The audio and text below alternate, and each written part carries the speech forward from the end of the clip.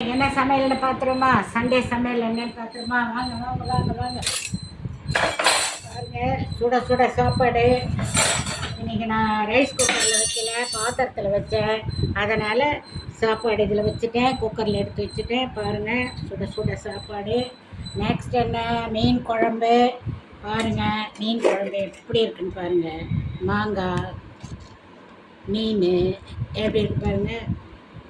மீன் குழம்பு இப்போ எடுத்து இதில் போட்டுருவோம். சரியா? பாரு, மீன் குழம்பு எப்படி இருக்கு பாருங்கள். எப்படி பாருங்க, எப்படி இருக்கு. நல்லா இருக்கா? ஊற்றிடுவோமா இதில் கொஞ்சம் மீன் குழம்பு. நெக்ஸ்ட் என்ன தெரியுமா? மீன் வறுவல். பாருங்கள் எப்படி இருக்குன்னு. மீன் வறுவல் எப்படி இருக்கு பாருங்கள். ஒரு மீன் எடுத்து எப்படி வச்சுருவோம். ஓகே. நெக்ஸ்ட் என்ன பாருங்கள், இந்த இது கடம்பா எப்படி இருக்குன்னு பாருங்கள்.